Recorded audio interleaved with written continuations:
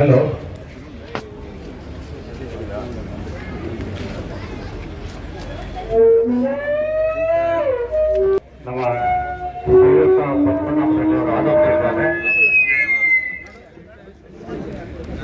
ನಮ್ಮ ರೆಡ್ಡಿಯವರು ಆಗಮಿಸಿದ್ದಾರೆ. ಅವರಿಗೆ ನಮ್ಮ ಕಲ್ಯಾಣ ನಾಗರಿಕತಾ ಸಾಂಸ್ಕೃತಿಕ ವೇದಿಕೆ ಪರವಾಗಿ ಸ್ವಾಗತ.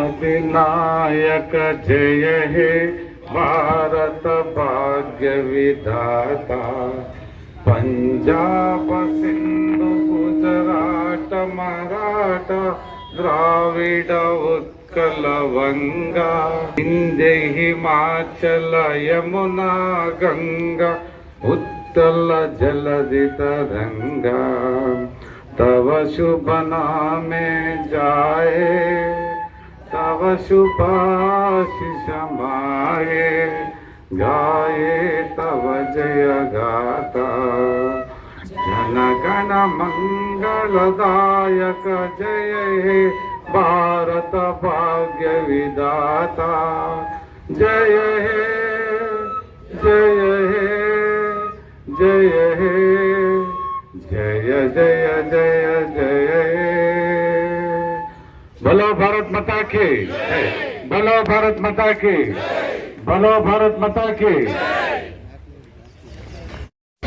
ಆತ್ಮೀಯ ಬಂಧು ಮಿತ್ರರಿಗೆ 76ನೇ ಗಣರಾಜ್ಯೋತ್ಸವದ ಹಾರ್ದಿಕ ಶುಭಾಶಯಗಳು ಹಾಗೂ ಸುಸ್ವಾಗತ ಸ್ವಾಗತ. ಬಂಧುಗಳೇ, ನನ್ನ ಹೆಸರು IS ಪಾಟೀಲ್ ಅಂತ. ಈ ಬಡಾವಣೆಯ ಒಬ್ಬ ನಿವಾಸಿ, ರಾಜ್ಯ ಸರ್ಕಾರದ ನಿವೃತ್ತ ಒಬ್ಬ ಹಿರಿಯ ಅಧಿಕಾರಿ. ಇಷ್ಟೇ ನನ್ನ ಪರಿಚಯ ಸಾಲದು. ಇವತ್ತಿನ ಈ ಕಾರ್ಯಕ್ರಮ ಈ ಜನಸೇವಕ ಸಂಘ ಹಾಗೂ ನಮ್ಮ ನಾಗರಿಕ ವೇದಿಕೆಯ ವತಿಯಿಂದ ಈ ಒಂದು ಕಾರ್ಯಕ್ರಮ ಸಡಗರ ಸಂಭ್ರಮದಿಂದ ನಡೀತಾ ಇದೆ. ಇವತ್ತಿನ ದಿವಸ ನಮ್ಮ ಭಾರತದ ಇತಿಹಾಸದಲ್ಲಿ ಸುವರ್ಣಾಕ್ಷರಗಳಿಂದ ಬರೆದಿರತಕ್ಕಂಥ ಶ್ರೇಷ್ಠ ದಿನ. ಕಾರಣ, ಡಾಕ್ಟರ್ ಅಂಬೇಡ್ಕರ್ ಅವರ ನೇತೃತ್ವದಲ್ಲಿ ರಚಿತವಾಗಿರ್ತಕ್ಕಂಥ ಸಂವಿಧಾನ ಜನವರಿ 26, 1900ರಲ್ಲಿ ನಾವು ಅಂಗೀಕರಿಸಿ ಅಳವಡಿಸಿಕೊಂಡ ಶ್ರೇಷ್ಠ ದಿನ. 1947 ಆಗಸ್ಟ್ 15ರಿಂದ ನಮಗೆ ಸ್ವಾತಂತ್ರ್ಯವೇನೋ ಸಿಕ್ಕಿತು. ಆದರೆ ನಮ್ಮದೇ ಆದಂಥ ಒಂದು ಆಡಳಿತ ವ್ಯವಸ್ಥೆ ನಮಗಿರಲಿಲ್ಲ. ಹೀಗಾಗಿ ಆ ಬ್ರಿಟಿಷ್ ಆಡಳಿತ ವ್ಯವಸ್ಥೆಯನ್ನೇ ಸ್ವಲ್ಪ ದಿನಗಳ ಮಟ್ಟಿಗೆ ಅಳವಡಿಸಿಕೊಳ್ಳುವ ಅಗತ್ಯತೆ ನಮಗಿತ್ತು. ಅದರ ಪ್ರತೀಕವಾಗಿ ಶ್ರೀ ರಾಜಗೋಪಾಲಾಚಾರಿ ಅನ್ನುವರು ಗವರ್ನರ್ ಜನರಲ್ ಆದರು. He was the first and last governor general of India. Prime minister ಆಗಿ ಪ್ರಧಾನಮಂತ್ರಿ ನೆಹರು ಅವರು ಅಧಿಕಾರ ವಹಿಸಿಕೊಂಡರು. ಮುಂದೆ 1950 ಜನವರಿ 26ರಂದು ಡಾಕ್ಟರ್ ಅಂಬೇಡ್ಕರ್ ಅವರು ರಚಿಸಿರ್ತಕ್ಕಂಥ ಒಂದು ಸಂವಿಧಾನವನ್ನು ನಾವು ಅಂಗೀಕರಿಸಿ ಅಳವಡಿಸಿಕೊಂಡಿದ್ದಾಯಿತು. ನಮ್ಮದು ದೇಶ ದೊಡ್ಡ ಪ್ರಜಾಪ್ರಭುತ್ವ ರಾಷ್ಟ್ರ, ಅಷ್ಟೇ ದೊಡ್ಡದು ನಮ್ಮ ಸಂವಿಧಾನವೂ ಕೂಡ. ಸೊ ಬೇರೆ ಯಾವುದೇ ದೇಶದ ಸಂವಿಧಾನವೂ ಕೂಡ ಇಷ್ಟೊಂದು ಗಾತ್ರದಲ್ಲಿ ದೊಡ್ಡದಲ್ಲ.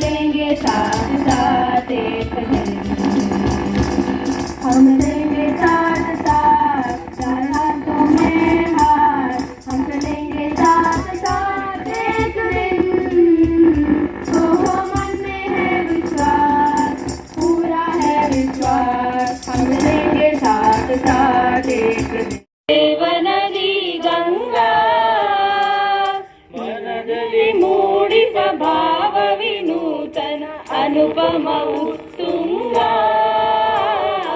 ಅನುಪಮ ಉತ್ತುಂಗ ಹಿಮಗಿರಿಯ ಶೃಂಗ ದೇವನದಿ ಗಂಗಾ ಮನದಲ್ಲಿ ಮೂಡಿಪ ಭಾವ ವಿನೂತನ ಅನುಪಮ ಉತ್ತುಂಗ ಅನುಪಮ ಉತ್ತುಂಗ ಹಿಮಗಿರಿಯ ಶೃಂಗ ನಿನಗೆ ದೀಪದಾರತಿ ಹಿಮಗಿರಿಯೇ ಚೇತನ ಗಂಗಾ ನದಿ ಚೇತನ ಹಿಮಗಿರಿಯೇ ಚೇತನ ಗಂಗಾ ನದಿ ಚೇತನ ತಾಯೇ ಪ್ರೀತಿ ಭಾರತಿ ಚಂದ ನಿನ್ನ ಸಂಸ್ಕೃತಿ. 76ನೇ ಗಣರಾಜ್ಯೋತ್ಸವದ ಶುಭಾಶಯಗಳನ್ನು ಕೋರುತ್ತಾ ವೇದಿಕೆ ಮೇಲೆ ಉಪಸ್ಥಿತರ್ತಕ್ಕಂಥ ಕಲ್ಯಾಣ ನಗರ ನಾಗರಿಕರ ವೇದಿಕೆಯ ಸಾಂಸ್ಕೃತಿಕ ವೇದಿಕೆ ಅಧ್ಯಕ್ಷ ಅಂತ ಮೋಹನ್ ರಾವ್ ಅವರೇ, ಕಾರ್ಯದರ್ಶಿಗಳಂತ ನಂಜುಂಡಸ್ವಾಮಿ ಅವರೇ, ಸುರೇಶ್ ಅವರೇ, ಅಂತೋಣಿ ಅವರೇ, ಪ್ರಭಾಕರ್ ಅವರೇ, ಕೇಶವ ರೆಡ್ಡಿ ಅವರೇ, ಯಲ್ಲಪ್ಪ ಅವರೇ, ಅನಿಲ್ ಅವರೇ, ಇಲ್ಲಿ ನೆರೆದಿರ್ತಕ್ಕಂಥ ಎಲ್ಲ ಬಂಧುಗಳೇ, ಇವತ್ತು ನಿಜಕ್ಕೂ ದೇಶದ ನವದೆಹಲಿಯಲ್ಲಿ ನಮ್ಮ ನೆಚ್ಚಿನ ರಾಷ್ಟ್ರಪತಿಗಳು ಧ್ವಜಾರೋಹಣ ಮಾಡುವ ಮುಖಾಂತರ 76ನೇ ಗಣರಾಜ್ಯೋತ್ಸವ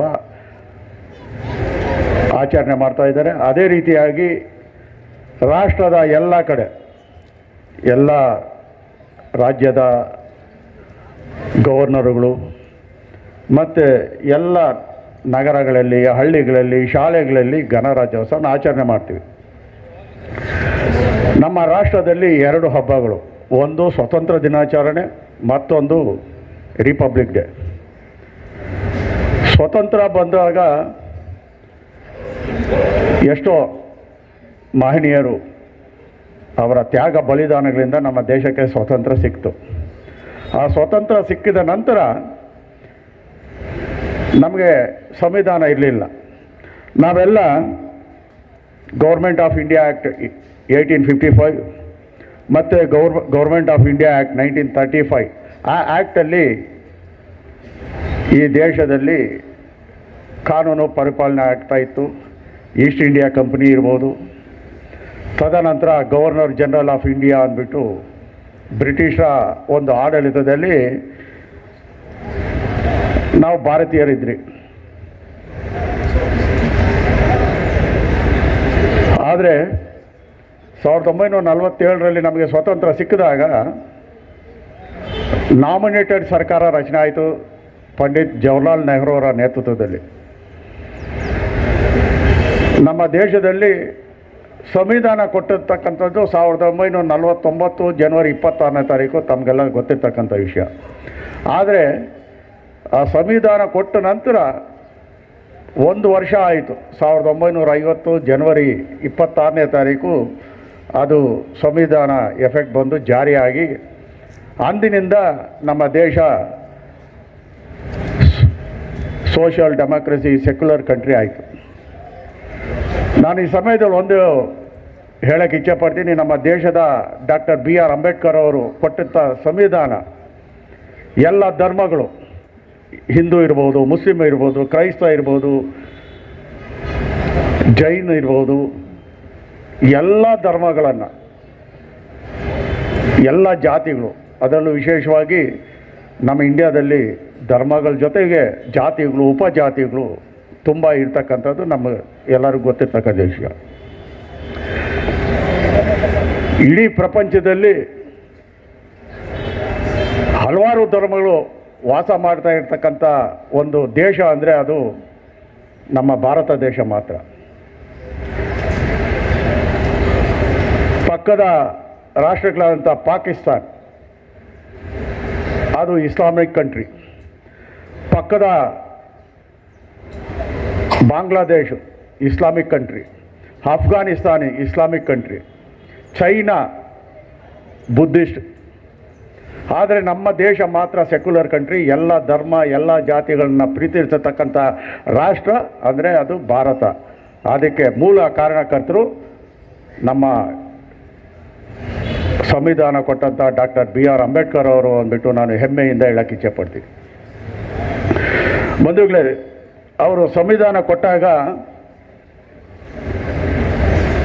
1949 ಜಾರಿಯಾಗಿದ್ದ 50ರ ನಂತರ ಆರ್ಟಿಕಲ್ಸು 395 ಇತ್ತು, ಶೆಡ್ಯೂಲ್ಸ್ 8 ಇತ್ತು. ಈಗ 448 ಆರ್ಟಿಕಲ್ಸ್ ಇದೆ ಸಂವಿಧಾನದಲ್ಲಿ, 12 ಶೆಡ್ಯೂಲ್ಗಳಿದೆ. ಜೊತೆಗೆ ಸಂವಿಧಾನಕ್ಕೆ 104 ತಿದ್ದುಪಡಿಗಳಾಗಿದೆ. 104 ತಿದ್ದುಪಡಿಗಳಾಗಿದೆ. ಸಂವಿಧಾನ ಜಾರಿ ಆದ ನಂತರ ಪ್ರಜೆಗಳು ಅಧಿಕಾರ ನಡೆಸುವಂಥ ಒಂದು ವ್ಯವಸ್ಥೆ ಜಾರಿಯಾಗಿದ್ದು ಅಂಬೇಡ್ಕರ್ ಕೊಟ್ಟಂಥ ಸಂವಿಧಾನ ಆ ಜನವರಿ 26. ಅದಕ್ಕೆ ಇವತ್ತು ಮಹತ್ವದ ದಿನ ಅಂದ್ಬಿಟ್ಟು ಎಲ್ಲರೂ ಇದನ್ನು ಒಂದು ರೀತಿಯಾಗಿ ಹಬ್ಬ ರೀತಿಯಲ್ಲಿ ಆಚರಣೆ ಮಾಡ್ತೀವಿ. ಅವರು ಸಂವಿಧಾನ ಕೊಟ್ಟ ನಂತರ ಶಾಸಕಾಂಗ, ನ್ಯಾಯಾಂಗ ಮತ್ತು ಕಾರ್ಯಾಂಗ 3 ಹಂತದ ಆಡಳಿತ ಜಾರಿಯಾಯಿತು. ಸಂವಿಧಾನದ ಅಡಿಯಲ್ಲಿ ಇಡೀ ನಮ್ಮ ದೇಶದಲ್ಲಿ ಸಾವಿರಾರು ಆ್ಯಕ್ಟ್ಗಳು ಇದೆ. ಅದರ ಅಡಿಯಲ್ಲಿ ಎಲ್ಲ ಆಡಳಿತ ನಡೀತಾ ಇದೆ. ಆದರೆ ಶಾಸಕಾಂಗ, ಕಾರ್ಯಾಂಗ, ನ್ಯಾಯಾಂಗ ಈ 3ರಲ್ಲಿ ಬಲಿಷ್ಠವಾದಂಥದ್ದು ಶಾಸಕಾಂಗ. ಯಾಕೆಂದರೆ ಸಂವಿಧಾನದ ಪ್ರಕಾರ ಪ್ರಜೆಗಳೇ ಆಡಳಿತ ನಡೆಸೋದು, ಪ್ರಜೆಗಳೇ ಕಾನೂನು ರೂಪಿಸೋದು. ಆ ಕಾನೂನ ರೂಪಿಸೋದನ್ನು ನ್ಯಾಯಾಂಗ ಅಡಿಯಲ್ಲಿ ಕಾರ್ಯಾಂಗ ಪಾಲನೆ ಮಾಡಬೇಕು ಅನ್ನೋ ದೃಷ್ಟಿಯಲ್ಲಿ ಸಂವಿಧಾನವನ್ನು ತಂದಿರ್ತಕ್ಕಂಥದ್ದು. ಬೇರೆ ನಮ್ಮ ಪಕ್ಕದ ರಾಷ್ಟ್ರ ನಾವು ನೋಡ್ಬೋದು,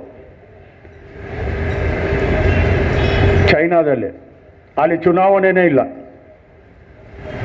ಕಮ್ಯುನಿಸ್ಟ್ ಪಾರ್ಟಿಯವರು ಪ್ರೆಸಿಡೆಂಟ್ ಇರಲಿ, ಲೋಕಲ್ ಬಾಡಿ ಗೌರ್ಮೆಂಟ್ ಇರಲಿ ಮಾಡ್ತಕ್ಕಂಥ ನೇಮಕ ಮಾಡ್ತಕ್ಕಂಥದ್ದು, ಅಪಾಯಿಂಟ್ ಮಾಡ್ತಕ್ಕಂಥದ್ದು.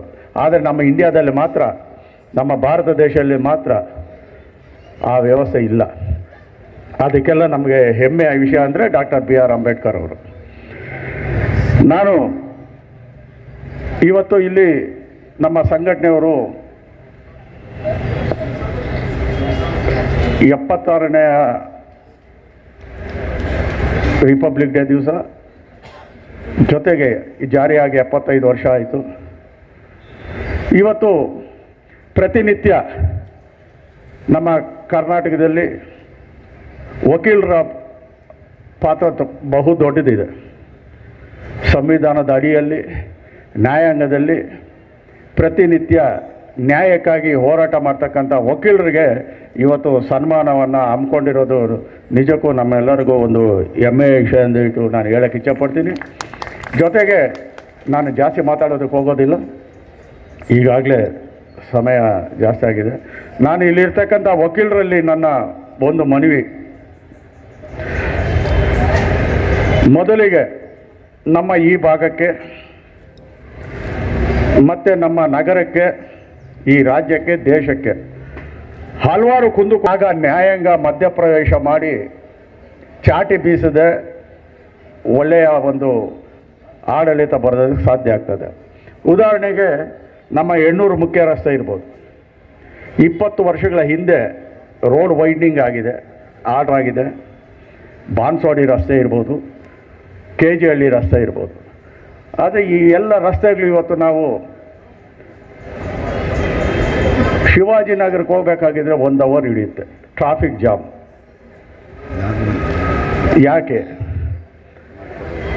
ಬೊಮ್ಮಾಯಿ ಸರ್ಕಾರ 500 ಕೋಟಿ ವೆಚ್ಚದಲ್ಲಿ ಇಂಡಿಯನ್ ಆಯಿಲ್ ಫ್ಲೈಓವರ್ ತಂದರು, ಬಜೆಟಲ್ಲಿ ಜಾರಿ ಆಗಿಲ್ಲ.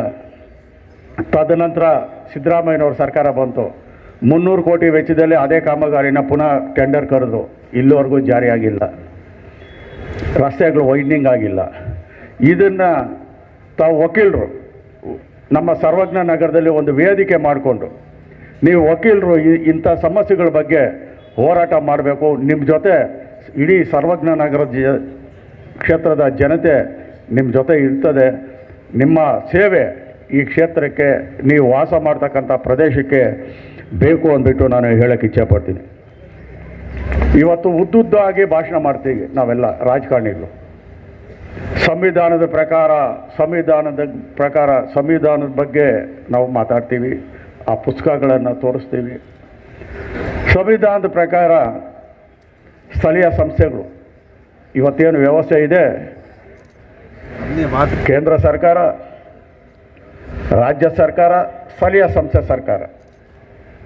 ಇವತ್ತು ಕರ್ನಾಟಕ ರಾಜ್ಯದಲ್ಲಿ ಪಂಚಾಯತ್ ರಾಜ್ ಅಡಿಯಲ್ಲಿ ಜಿಲ್ಲಾ ಪಂಚಾಯತ್, ತಾಲೂಕ್ ಪಂಚಾಯತಿ ಚುನಾವಣೆಗಳು ಅವಧಿ ಮುಗಿದು 3.5 ವರ್ಷ ಆಯಿತು, ಇನ್ನೂ ಚುನಾವಣೆಗಳಾಗಲಿಲ್ಲ. ಸಂವಿಧಾನದಕ್ಕೆ ಎಲ್ಲಿ ಬೆಲೆ? ಬೃಹತ್ ಬೆಂಗಳೂರು ಮಹಾನಗರ ಪಾಲಿಕೆ ಅವಧಿ ಮುಗಿದು 4.5 ವರ್ಷ ಆಯಿತು, ಇನ್ನೂ ಚುನಾವಣೆ ಆಗಲಿಲ್ಲ. ಇದಕ್ಕೆ ಸಂವಿಧಾನಕ್ಕೆ ಎಲ್ಲಿ ಬೆಲೆ ಇದೆ? ಸಂವಿಧಾನದ ಪ್ರಕಾರ ಒಂದು ಬಾರಿ ಸ್ಥಳೀಯ ಸಂಸ್ಥೆ ನಗರ ನಾಗರಿಕ ಸಾಂಸ್ಕೃತಿಕ ವೇದಿಕೆಯವರು ಈ ಒಂದು ಸಂಸ್ಥೆ 2007ರಲ್ಲಿ ಸ್ಥಾಪನೆಯಾಗಿ ಇಲ್ಲಿಯವರೆಗೆ ಅನೇಕ ಉತ್ತಮವಾದಂಥ ಕಾರ್ಯಕ್ರಮಗಳನ್ನು ನಡೆಸ್ಕೊಂಡು ಬರ್ತಾ ಇದೆ. ಇಲ್ಲಿ ಮೂಲಭೂತವಾಗಿ ನಾವು ನೆನೆಸ್ಕೊಳ್ಬೇಕಾಗಿರುವಂಥದ್ದು ದಿವಂಗತ ಶ್ರೀ ಉತ್ತಪ್ಪನವರನ್ನು. ಅವರೇ ಈ ಒಂದು ಸಂಸ್ಥೆ ಪ್ರಾರಂಭವಾಗೋದಕ್ಕೆ ಮೂಲ ಕಾರಣರು. ಅವರ ಜೊತೆಯಲ್ಲಿ ತನು ಮನ ಧನ ಎಲ್ಲವನ್ನೂ ವಿನಿಯೋಗಿಸಿ ಎಲ್ಲ ರೀತಿಯ ಸಹಾಯವನ್ನು ಕೊಟ್ಟು ಈ ಸಂಸ್ಥೆಯನ್ನು ಪೋಷಿಸಿಕೊಂಡು ಬರ್ತಾ ಇರೋರು ನಮ್ಮ ಶ್ರೀಯುತ ಪದ್ಮನಾಭ ರೆಡ್ಡಿ ಅವರು. ಅವರಿಗೆ ನಾವು ಈ ಮೂಲಕ ಎಷ್ಟೇ ಕೃತಜ್ಞತೆಯನ್ನು ಸಲ್ಲಿಸಿದರೂ ಸಾಕಾಗಲ್ಲ ಅಂತ ನಾನು ಭಾವಿಸಿದ್ದೇನೆ. ಈ ಒಂದು ಸಂಸ್ಥೆ 2007ರಲ್ಲಿ ಪ್ರಾರಂಭ.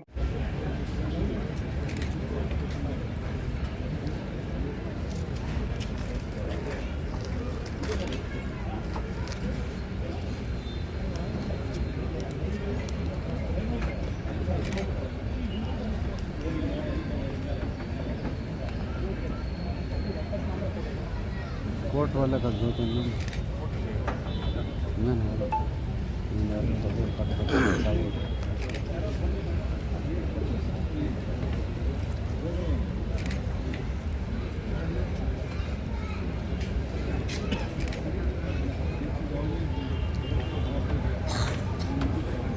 सर सॉरी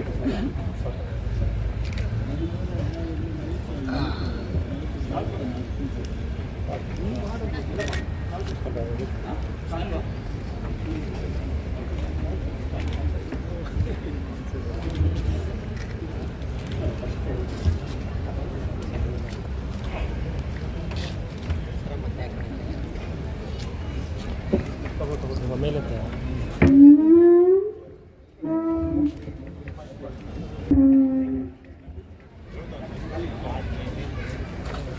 ಇದು ಕೊಡಬೇಕು, ಮೆಮೆಂಟೋ ಕೊಡಬೇಕು. ಮೆಮೆಂಟೋ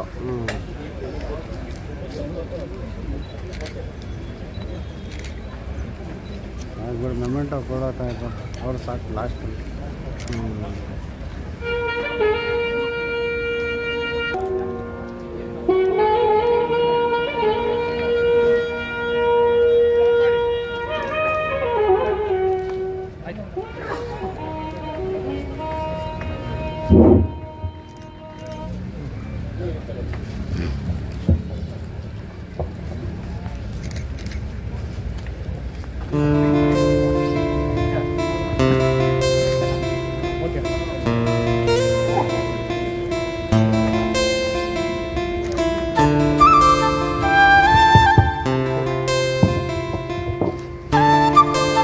ದಯವಿಟ್ಟು ಹಿಂದೆ ನಿಂತ್ಕೊಂಡು ಒಂದು ಗ್ರೂಪ್ ಫೋಟೋಗೆ ಸಹಕರಿಸಬೇಕಾಗಿ ವಿನಂತಿ.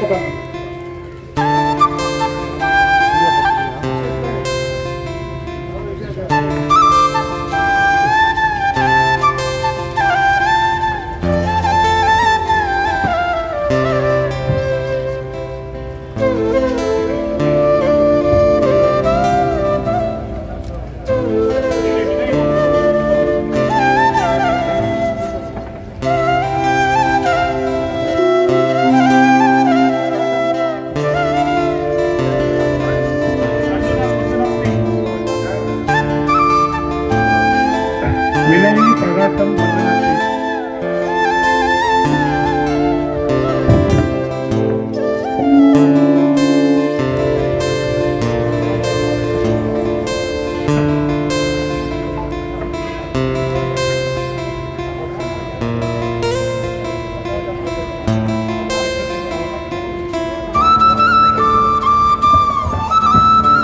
ಮೊಮೆಂಟಸ್ ಕೊಡಿ ದಯವಿಟ್ಟು.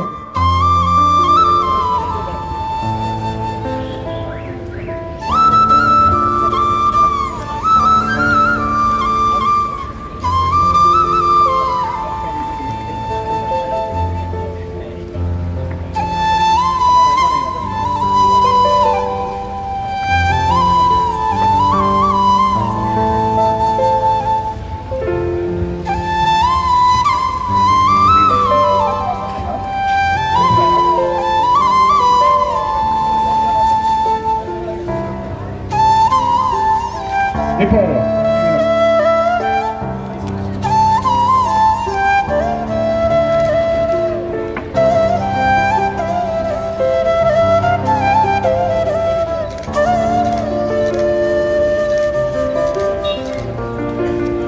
ದಯವಿಟ್ಟು ಬ್ಯಾಗ್ಸ್ ಕೊಡಿ.